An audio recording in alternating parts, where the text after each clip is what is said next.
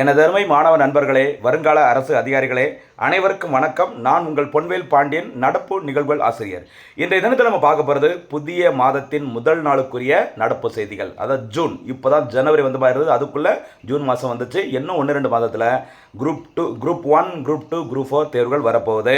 நடப்பு செய்திகள் கண்டிப்பாக நல்லா படிங்க, சப்ஜெக்ட்டும் விட்டுறாமல் சூப்பராக படிங்க, ரிவிஷன் பண்ணுங்கள், தேர்வில் வெற்றி பெறுங்கள். சரிங்களா?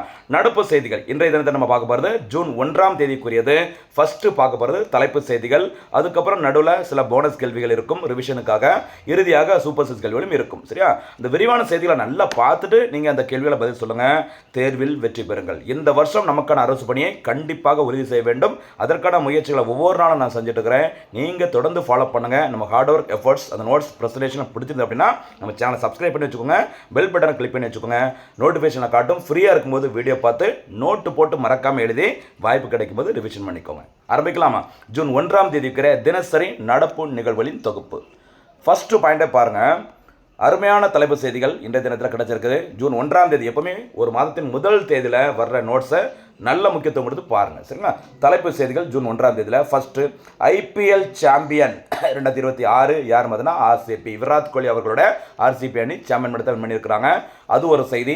அடுத்தபடியாக இந்திய முப்படைகளின் முதல் புதிய தலைமை தளபதி அல்லது தலைமை அதிகாரிங்கிற வார்த்தை தான் கரெக்டாக இருக்கும். அதை பற்றி நம்ம கிளியராக டீட்டெயிலாக பார்க்க போகிறோம். அதனைத் தொடர்ந்து ரெகுலராக நியூஸில் வர ஒரு முக்கியமான செய்தி, ஆனைமலைன்னு இருக்குது, ஆனைமங்கலம் செப்பேடுகள் இந்தியாவிடம் திரும்ப ஒப்படைப்பு. ஏற்கனவே பழைய செய்தி. ஆனால் இன்றைய தினத்தில் பிரதமர் நரேந்திர மோடி அவர்கள் அவருடைய அந்த வானொலி அந்த உரையாடல் போது மறுபடியும் சொன்னதுனால நம்ம அகைன் ரிவிஷனுக்காக பார்த்துக்கலாம். அதுக்கு அப்புறம் பார்க்க போகிற முக்கியமான ஒரு விளையாட்டு செய்தி பாருங்க. சிங்கப்பூர் ஓப்பன் பேட்மிண்டன் போட்டியில் முதல் முறையாக 2 இந்தியர்கள் அந்த சாம்பியன் படத்தை வின் பண்ணி சாதனை படுத்தியிருக்கிறாங்க. யார் அப்படிங்கிறத பார்த்துட்டு அப்படியே முக்கியமான ஒரு திட்டம் இன்னைக்கு நியூஸ் பேப்பரில் வந்த திட்டம், பிரதமரின் ஸ்வநிதி திட்டம். எதற்காக, எப்போது தொடங்கப்பட்டது, பயனாளிகள் யார், கிளியராக பார்க்க போகிறோம். அதை தொடர்ந்து முக்கியமான இந்தியன் எக்கனாமி தொடர்புடைய ஒரு செய்தி பாருங்க. பெட்ரோல் டீசல் ஏற்றுமதி மீதான மிகை லாப தடுப்பு வரி அப்படின்னா என்ன? சரியா? அது ஏற்கனவே பார்த்துருக்கோம் போன மந்த்து. சரியா? மே மந்தில் பார்த்துருப்போம். இன்றைய தினத்தில் வந்திருக்குது இந்த வரி குறைக்கப்பட்டுள்ளது அப்படின்னு சொல்லிட்டு என்ன ரீசன் அப்படிங்கிறத பார்க்க போகிறோம். அதை பார்த்துட்டு அப்படியே பாதுகாப்புத்துறையுடன் தொடர்புடைய முக்கியமான செய்தி, பிரம்மோஸ் ஏவுகணையை பெற்ற முதல் நாடு இந்தியாவும் ரஷ்யாவும் இணைந்து உருவாக்குற அந்த பிரம்மோஸ் ஏவுகணையை எந்த நாடு முதல்முறை பெற்றிருக்கிறாங்க, எனக்கு இந்த ஏவுகணை வேணும் அப்படின்னு சொல்லிட்டு வேற யாரெல்லாம் ஒப்பந்தம் போட்டிருக்கிறாங்க, போட போகிறாங்க. எல்லாமே ஈஸியாக ஃபுல்லாக பார்த்துட்டு இறுதியாக ரிவிஷனுக்காக சூப்பர் சிக்ஸ் கேள்விகளை நம்ம பார்க்க போகிறோம். சூப்பரான செய்தியை ஒவ்வொரு நாளும் தொகுத்து வழங்கிட்டு இருக்கிறோம். மக்களே நல்ல முறையை பயன்படுத்திக்கோங்க. சரியா? அடுத்து இனிமேல் நம்ம பார்க்க போகிறது விரிவான செய்திகள். அதில் ஜூன் 1ஆம் தேதிக்குரிய முக்கியமான தினங்களை கண்டிப்பாக நம்ம பார்க்கணும். ஜூன் 1ஆம் தேதி என்பது உலக பால் தினம். சரியா? வேர்ல்டு மில்க் டே. சரியா? பால் தொடர்பான ஒரு விழிப்புணர்வு குழந்தைகளுக்கு ரொம்ப அவசியமானது. அது தொடர்பான விழிப்புணர்வு ஏற்படுத்துவதற்காக உலக ஃபுட் அண்ட் அக்ரிகல்ச்சரல் ஆர்கனைசேஷன், உணவு மற்றும் வேளாண் அமைப்பு, பிரான்ஸ் தலைநகரம் பாரிஸில் எஃப்ஏஓ அமைப்போட ஹெட் குவார்ட்டர்ஸ் பார்த்தீங்கன்னா இத்தாலியின் தலைநகரம் ரோமில் இருக்குது. இந்த எஃப்ஏஓ அமைப்பு 2001ஆம் ஆண்டு முதல் இந்த உலக பால் தினத்தை கடைபிடிச்சிட்டு இருக்கிறாங்க. என்னைக்குமா? ஜூன் 1ஆம் தேதி உலக பால் தினம். எந்த அமைப்பினால்? இத்தாலியின் தலைநகரம் ரோமில் இருக்கிற எஃப்ஏஓ அமைப்பினால் ஞாபகம் வச்சுக்கோங்க. சரியா? அடுத்தபடியாக இன்னொரு முக்கியமான தினம் சர்வதேச பெற்றோர் தினம். இன்றைய தினத்தில் குளோபல் டே ஆஃப் பேரண்ட்ஸ் அப்படின்னு சொல்கிறாங்க. ஐக்கிய நாடுகள் சபையினால் இந்த தினம் 2012ஆம் ஆண்டு முதல் கடைபிடிக்கப்பட்டு வருகிறது. அதுக்கப்புறம் முக்கியமான ஒரு சாதனை பெண்மணியின் பிறந்த நாள் ஜூன் 1ஆம் தேதி. யார் அப்படின்னு பார்த்தீங்கன்னா கர்ணம் மல்லேஸ்வரி அவர்கள். சரியா? கர்ணம் மல்லேஸ்வரி அவர்கள் கர்நாடக மாநிலத்தை சேர்ந்தவர். 2000 நடைபெற்ற ஆஸ்திரேலியாவின் சிட்னி நகரில் நடைபெற்ற ஒலிம்பிக் போட்டியில் வலுதூக்குதல் போட்டியில் வெண்கல பதக்கத்தை வென்று சாதனை படைச்சாங்க. சரியா? இதன் மூலம் ஒலிம்பிக் வரலாற்றில் முதல் முறையாக ஒரு பதக்கத்தை வென்ற இந்திய வீராங்கனை பெண்மணி அப்படிங்கிற சாதனை படைத்தவர் கர்ணா மல்லேஸ்வரி அவர்கள். அந்த சாதனை பெண்மணியின் பிறந்த நாள் என்னைக்குமா? ஜூன் 1ஆம் தேதி. சரிங்களா? ஓகே, இனிமேல் நம்ம விரிவான செய்திகளை கிளியராக பார்க்க போகிறோம். பாருங்கள் மக்களே, ஒரு விஷயம் சொல்கிறேன். இந்த இப்போ நடப்பு செய்திகள் அப்படிங்கிறது பார்த்தீங்கன்னா சில பேர் ஷார்ட்ஸ் அந்த தலைப்பு செய்தி பார்த்துட்டு அப்படியே ஸ்கிப் பண்ணி போயிடுவாங்க. இல்லாட்டினா அப்படி ஸ்கிப் பண்ணி லைட்டாக அப்படி பார்த்துட்டே போவாங்க. சரியா? ஒரு நியூஸ் பேப்பர் படிக்கணும்னா குறைந்தபட்சம் 1.5 மணி நேரம் 2 மணி நேரம் அசால்ட்டாக டைம் போயிடும். அதுக்கப்புறம் அதை நோட்ஸ் எடுத்து அதை எடிட் பண்ணி வீடியோ எடுக்கும்போது சில பிரச்சனைலாம் வரும் வீட்டில் இருக்கும்போது. அதெல்லாம் பார்க்கும்போது அசால்ட்டாக 4 hours ஆகுது அந்த ஒரு 15 நிமிஷம் வீடியோக்கு. சரியா? உங்களுக்கான டைமை மிச்சம் முடிச்சு அந்த 15 நிமிஷத்தில் கொடுக்குறோம். அந்த 15 நிமிஷம் கூட பார்க்குறதுக்கு நம்ம யோசித்தோம் அப்படின்னா எந்த ஸ்டேஜில் நம்ம இருக்கோம் அப்படிங்கிறத கொஞ்சம் பார்த்துக்கோங்க. சில வாய்ப்புகள், சில வசதிகள், சில நோட்ஸ்லாம் கிடைக்கும்போது நல்ல முறையில் பயன்படுத்திக்கோங்க, விட்டுறாதீங்க. சரிங்களா? ஐபிஎல் சாம்பியன் 2026 ஆர்சிபி அணி. சில இந்தியன் பிரீமியர் லீக் கிரிக்கெட் போட்டின்னு சொல்லுவாங்க. Sir, Indian premier league cricket போட்டியானது முதல் முறையாக நடைபெற்றது எப்போன்னு பார்த்தீங்கன்னா 2008ஆம் ஆண்டு.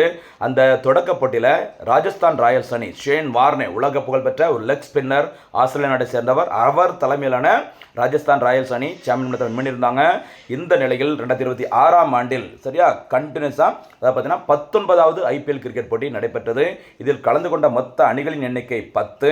இறுதிப் போட்டிக்கு முன்னேறிய 10 அணிகளில் 2 அணிகள் இறுதிப் போட்டிக்கு முன்னேறியது. ஒன்று ராயல் சேலஞ்ச் பெங்களூரு அணி, இன்னொன்று பார்த்தீங்கன்னா குஜராத் டைட்டன்ஸ் அணி. இந்த 2 அணிகளுக்கும் இடையிலான இறுதிப் போட்டி நடைபெற்ற இடம் உலகின் மிகப்பெரிய கிரிக்கெட் மைதானமான நரேந்திர மோடி கிரிக்கெட் மைதானம் அமைந்துள்ள இடம் குஜராத் மாநிலம் அகமதாபாத். மறந்துடாதீங்க. ஒரு சின்ன விஷயம், ஆனால் எவ்வளோ உள்ள இன்ஃபர்மேஷன் சொல்கிறோம் அப்படிங்கிறத பார்த்துக்கோங்க. சரியா?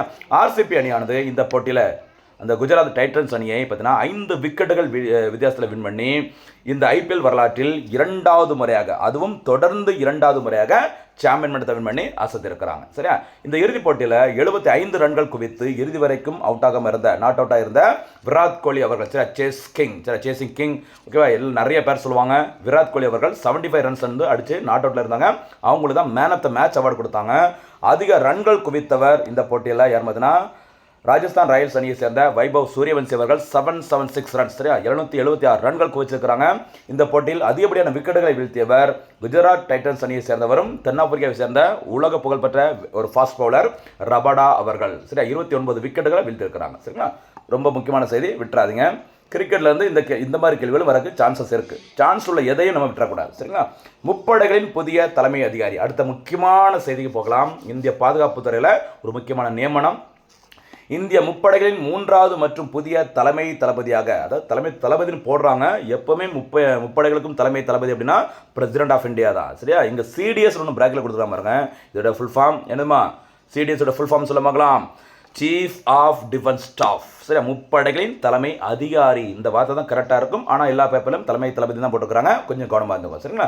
சரி, அப்போ இந்திய முப்படைகளின் 3வது மற்றும் புதிய தலைமை தளபதியாக, அதாவது தலைமை அதிகாரியாக பொறுப்பேற்றவர் யார் மதுனா தமிழ்நாட்டை பூர்வீகமாக கொண்ட ஜெனரல் NS ராஜா சுப்பிரமணியம் அவர்கள். சரியா? மே 31, 2026 அன்று முறைப்படி பதவியேற்றார். இதுக்கு முன்னாடி இந்த பதவியில் இருந்தவர் சரியா ஜெனரல் அனில் சௌகான் அவர்கள்.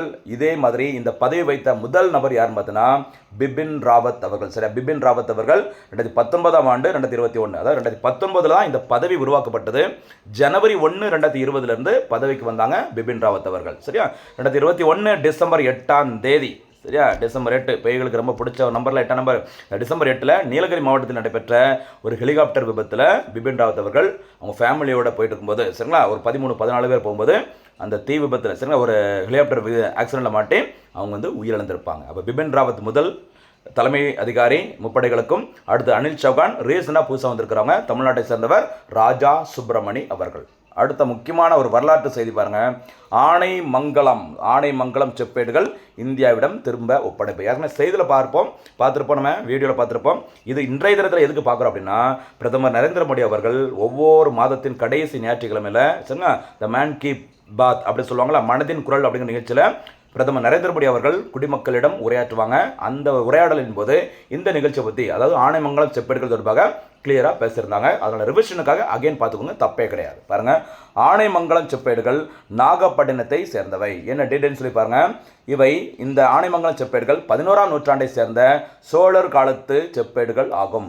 சுமார் 300 ஆண்டுகளுக்கு முன்பு டச்சு அதிகாரி ஒருவரால் நெதர்லாந்து நாட்டிற்கு எடுத்து செல்லப்பட்ட வரலாற்று சிறப்புமிக்க இந்த ஆனைமங்கலம் செப்பேடு, சரி, ஆனைமங்கலம் சோழர்கால செப்பேடுகள் தற்போது அதிகாரப்பூர்வமாக மீட்டெடுக்கப்பட்டு இந்திய பிரதமர் நரேந்திர மோடி அவர்களும் மீண்டும் ஒப்படைக்கப்பட்டது. சரிங்களா? நெதர்லாந்து நாட்டிற்கு பிரதமர் நரேந்திர மோடி அவர்கள் சுற்றுப்பயணம் மேற்கொண்டிருந்தாங்க. அந்த டைமில் இந்த ஆனைமங்கலம் செப்பேடுகள் திருப்பி வழங்கப்பட்டுள்ளது. மறந்துடாதீங்க, எந்த மாவட்டத்தில் இது வந்து கிடைக்கப்பட்டது? நாகப்பட்டினம். சரிங்களா? பாருங்கள், விரிவான செய்தியில் தொடர்ந்து மன்னன் ராஜராஜ சோழனின் ஆட்சி காலத்தில் செதுக்கப்பட்ட இந்த 21 செப்பேடுகளும், எத்தனை? 21 நாகப்பட்டினத்தில் கடல் கடந்த வணிக தொடர்புகளுக்காக கட்டப்பட்டிருந்த புகழ்பெற்ற புத்த விகாரத்திற்காக, அதோட பேரு சூடாமணி விகாரம். சரியா? புத்த விகாரத்திற்காக, அதாவது சூடாமணி விகாரத்திற்காக ஆனைமங்கலம் என்ற கிராமத்தை ராஜராஜ சோழன் நிலமாக தானமாக வழங்கியதை வழங்கிய உன்னத வரலாற்றையும் அந்த காலத்து நிர்வாக முறைகளையும் மிக துல்லியமாக விவரிக்கிற அந்த செப்பேடு தான் ஆனைமங்கலம். சரியா, மறந்துடாதீங்க, ரொம்ப முக்கியமானது. இவை கிபி 985 முதல் 1012 வரையிலான காலப்பகுதியை சேர்ந்த முக்கியமான அந்த செப்பேடுகளாகும். எத்தனை? 21. அதுதான் சரியா லெய்டன் தகடுகள் என்றும் அழைக்கப்படுகிறது. ரீசெண்டாக இந்தியாவிடம் மீண்டும் வழங்கப்பட்டுள்ளது. சரியா, அடுத்த முக்கியமான ஒரு விளையாட்டு செய்தி பாருங்க. சிங்கப்பூர் ஓப்பன் பேட்மிண்டன் 2026 இந்தியர்கள் சாதனை. சரியா, பேட்மிண்டன் அப்படின்னாலே பிவி சிந்து, சாய்னா நேவால், சரிங்களா, லக்ஷ்யா சென், இந்த மாதிரி நிறைய பேர் சாதனை நபர்கள் இருந்தாலும் இரட்டையர் பிரிவில் ஒரு 2 முக்கியமான நபர்கள் இருக்கிறாங்க. அவங்க தான் இதில் சாதனை படைச்சிருக்கிறாங்க. யாருன்னு சொல்லி பார்க்கலாமா? பாருங்க, சிங்கப்பூர் ஓப்பன் பேட்மிண்டன் சரியா 2026 ஆண்டிற்கான போட்டித் தொடரில் இந்தியாவின் சாத்விக் சாய்ராஜ் மற்றும் ஷிராக் ஷெட்டி இணை ஆடவர் இரட்டையர் பிரிவில் சாம்பியன் பட்டத்தை வின் பண்ணி வரலாற்று சாதனை படைச்சிருக்கிறாங்க. சரியா, சிங்கப்பூர் ஓப்பன் பேட்மிண்டனில் அதுவும் ஆடவர் இரட்டையர் பிரிவில் சாம்பியன் பட்டத்தை வென்ற முதல் இந்திய ஜோடி அப்படிங்கிற சாதனையை இந்த சாத்விக் ஷிராக் ஷெட்டி இணை பெற்றுள்ளது. இந்த சாம்பியன் பட்டமானது இந்த 2 ஜோடிகளும் வின் பண்ண 9வது ஒரு முக்கியமான சர்வதேச சாம்பியன் பட்டமாகும். மறந்துடாதீங்க, இந்த பேரை கொடுத்து எந்த விளையாட்டுடன் தொடர்பு உடையவர்கள் அப்படின்னு சொல்லிட்டு கேட்கலாம். ரொம்ப முக்கியமான நபர்கள். சரிங்களா, சாத்விக் மற்றும் ஷிராக் ஷெட்டி. அடுத்த செய்தி போலாமா? அடுத்து முக்கியமான திட்டம். டெய்லி ஒரு திட்டம் பார்ப்பான்னு சொன்னால அந்த வகையில் இன்றைய தினத்தில் வந்த ஒரு முக்கியமான ஸ்கீம் பாருங்க, பிரதமரின் ஸ்வான் நிதி திட்டம். சரியா, இந்த திட்டத்தை தொடங்கியது மத்திய அரசு. தொடங்கப்பட்ட நாள் ஜூன் 1, 2020, அதாவது COVID-19 டைமில் தொடங்கியிருக்கிறாங்க. பாருங்க, இந்த திட்டமானது COVID-19 தொற்றால் பாதிக்கப்பட்ட தெருவோர அல்லது சாலையோர வியாபாரிகளுக்காக உதவும் வகையில் 2020 தொடங்கப்பட்ட ஒரு சிறு கடன் திட்டம். இந்த திட்டத்துக்கு ஸ்பெஷல் என்னன்னா, இதுக்கு அந்த கடனுக்கு தேவையான எந்த ஒரு பிணையும் தேவை கிடையாது. சரி, எந்த ஒரு இந்த கொலெட்ரல் ஃப்ரீன்னு சொல்லுவாங்கல்ல, ஒரு டாக்குமெண்ட் ஷூரிட்டிலாம் இல்லாமல் 10,000 ரூபாய் வரைக்கும் கடன் உதவி வழங்குற மாதிரி தான் இந்த திட்டத்தை தொடங்கியிருந்தாங்க. இந்த திட்டத்தில் இந்த கடன் அளவுகள் வரம்புகள் கொஞ்சம் மாற்றிருக்கிறாங்க. என்னன்னு சொல்லி பார்க்கலாமா? பாருங்க, கடன் அளவுகள் மற்றும் தவணைகள் பற்றிய முழு விவரங்கள் PM ஸ்வானி திட்டத்தில். முதல் தவணையாக தகுதியுள்ள அந்த தெருவோர வியாபாரிகளுக்கு பிணை இல்லாமல் 15,000 வரைக்கும் கடன் வழங்குவாங்க. அந்த கடனை, அதாவது இந்த 15,000 ரூபாய் கடனை யார் கரெக்டான டைமுக்கு திருப்பி செலுத்துகிறாங்களோ அவங்களுக்கு ரூபாய் 25,000 வரைக்கும் கடன் வழங்கப்படும். அந்த 25,000 ரூபாயும் கரெக்டாக யார் ரிட்டர்ன் பே பண்ணுறாங்களோ அவங்கள ரூபாய் 50,000 வரை கடன் பெற முடியும். சரியா, முறையாக கடனை திருப்பி செலுத்துபவர்களுக்கு ஆண்டிற்கு ரூபாய் 7% வட்டி மானியமும் நேரடியாக பயனாளிகளின் வங்கி கணக்கிற்கு வரவு வைக்கப்படும். சரியா, அதே மாதிரி அது இன்னைக்கு எதுக்காக நியூஸில் வந்திருக்கு அப்படின்னா, இந்த திட்டம் 2020 தொடங்கப்பட்டது.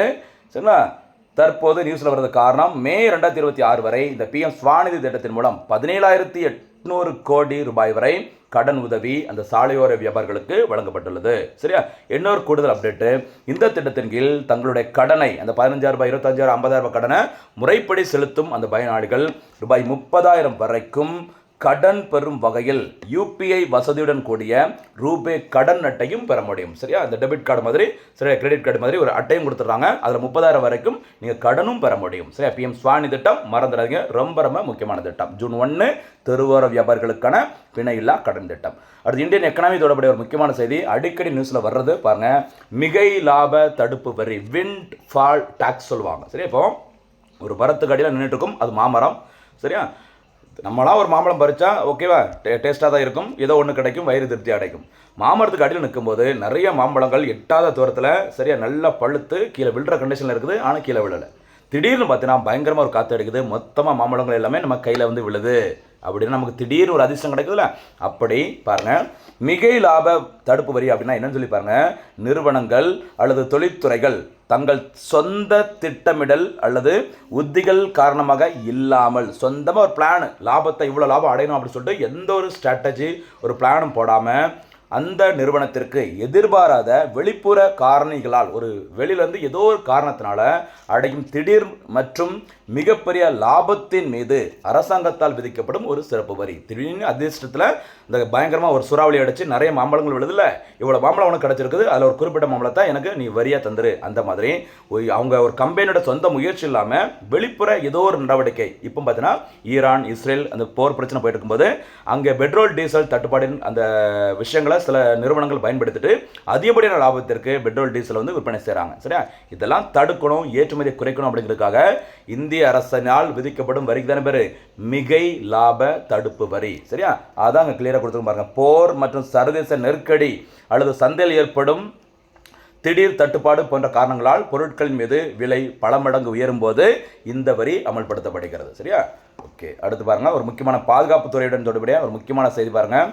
இந்தியாவிடம் பிரம்மோஸ் ஏவுகணை பெற்ற முதல் நாடு. இந்தியாவிடம் பிரம்மோஸ் ஏவுகணை, அது பிரம்மோஸ் அப்படிங்கிறது இந்தியாவில் ஓடுற முக்கியமான ஒரு நதி, அதுவும் ஆண்கள் பேரில் ஓடுற முக்கியமான நதி பிரம்மனின் புத்திரன் என்று அழைக்கப்படும் பிரம்மோஸ். சரியா? பிரம்மபுத்திரா. அந்த பிரம்மபுத்திரா நதி மற்றும் ரஷ்யாவில் ஓடுற முக்கியமான ஒரு நதி மாஸ்கோவா. 2 நதிகளோட பேரை சேர்த்து தான் பிரம்மோஸ் அப்படிங்கிற ஒரு ஏவுகணையை இந்தியாவும் ரஷ்யாவும் இணைந்து தயாரிச்சிருக்கிறாங்க. சரியா? இந்த பிரம்மோஸ் ஏவுகணையை பார்த்தீங்கன்னா முதல் முறையாக இந்தியாவிடமிருந்து ஒரு நாடு வாங்கியிருக்கிறாங்க. அப்போ இந்தியா முதல் முறையாக பிரம்மோஸ் ஏவுகணையை ஏற்றுமதி செய்த நாடு எதுன்னு பார்த்தீங்கன்னா பிலிப்பைன்ஸ். சரியா? இதற்கான ஒப்பந்தம் இந்தியா பிலிப்பைன்ஸ் இடையே $375 மில்லியன் அமெரிக்க மதிப்பில் 2022ஆம் ஆண்டில் கையெழுத்தானது. அதுக்கப்புறம் 2024ஆம் ஆண்டில் அந்த முதற் தொகுப்பு அந்த பிரம்மோஸ் ஏவுகணை பிலிப்பைன்ஸ் நாட்டிடம் அதிகாரப்பூர்வமாக வழங்கப்பட்டது. சரியா? இந்த நிலையில் இந்த பிரம்மோஸ் ஏவுகணை எனக்கும் வேணும் அப்படின்னு சொல்லிட்டு யார் ஒப்பந்தம் போட்டுக்கிறாங்க? வியட்நாம் நாடு ஒப்பந்தம் போட்டுக்கிறாங்க. இந்தோனேஷியா நாடும் என்ன பண்ணியிருக்காங்க அப்படின்னு பார்த்தீங்கன்னா விருப்பம் தெரிவிச்சுக்கிறாங்க, எனக்கு இந்த பிரம்மோஸ் ஏவுகணை வேணும் அப்படின்னு சொல்லிட்டு. சரிங்களா? ரொம்ப முக்கியமானமா பிரம்மோஸ் ஏவுகணை பற்றி நல்லா தெரிஞ்சுக்கோங்க. சரிங்களா? இந்த பிரம்மோஸ் ஏவுகணையானது சரியா ஒளியின் வேகத்தை விட 2.8 மடங்கு அதிகமான வேகத்தில் பயணிக்கக்கூடியது. 300 முதல் 800 கிலோமீட்டர் தூரம் வரை இலக்குகளை தாக்கி அளிக்கும் திறன் கொண்டது. கிட்டத்தட்ட 300 கிலோ எடை கொண்ட வெடிமருந்துகளை சுமந்து சென்று எதிரின் இலக்கை அசால்ட்டாக காலி பண்ணக்கூடியது. இந்த ஆபரேஷன் சிந்தூர்லாம் இதை பயன்படுத்தியிருந்தாங்க. அதனால் உலகம் முழுமைக்கும் இந்த ஏவுகணை ஃபேமஸ் ஆகிருக்குது. சுற்றி நிறைய நாடுகள், குறிப்பாக சீனாவுக்கு எதிராக இருக்கிற சில நாடுகள் இந்தியா தயாரிப்பில் உருவாக்கப்பட்ட பிரம்மோஸ் ஏவுகணை வாங்குறதுக்கு ஆர்வம் தெரிவிச்சிருக்கிறாங்க. சரிங்களா? இந்த பிரம்மோஸ் ஏவுகணையானது இந்தியன் முப்படைகளிலும் பயன்படுத்தப்பட்டு வருகிறது என்பது குறிப்பிடத்தக்கது. சரியா? அடுத்தபடியாக இன்றைய தினத்திற்கான சூப்பர் 6 கேள்விகள். சூப்பர் 6 கொஸ்டின்ஸில் நம்பர் 1, 2026ஆம் ஆண்டிற்கான IPL கிரிக்கெட் போட்டியில் எந்த அணி சாம்பியன் பட்டத்தை வென்றது? செகண்ட் கொஸ்டின், இந்திய முப்படைகளின் புதிய தலைமை தளபதி அல்லது தலைமை அதிகாரி யார்? இந்திய கடற்படையின் புதிய தலைமை தளபதி யார்? இதையும் நீங்கள் பதில சொல்லுங்கள். சரியா? இந்திய கடற்படைக்கு. அடுத்து 4th கொஸ்டின், ஆனைமங்கலம் செப்பேடுகள் எந்த மாவட்டத்தில் கண்டெடுக்கப்பட்டது? 5th கொஸ்டின், பிரதமரின் ஸ்வானி திட்டம் எப்போது தொடங்கப்பட்டது? 6வது மற்றும் இறுதி சூப்பர் 6 கொஸ்டின், இந்தியாவின் பிரம்மோஸ் ஏவுகணையை இந்தியா பிரம்மோஸ் ஏவுகணையை ஏற்றுமதி செய்த முதல் நாடு எது அப்படிங்கிறதையும் கரெக்டாக சொல்லுங்கள். வீடியோ நல்லா பாருங்கள், சூப்பராக பதில் சொல்லுங்கள். கண்டிப்பாக நமக்கு ஒரு சூப்பரான ஒரு ஃபியூச்சர் இருக்குது. நடப்பு செய்திகள் அதுக்கு ரொம்ப யூஸ்ஃபுல்லாக இருக்கும். உங்களுக்கு கண்டிப்பாக ரொம்ப ஒரு உதவி செய்யும் நடப்பு செய்திகள். மீண்டும் சந்திக்கலாம். நன்றி, வணக்கம்.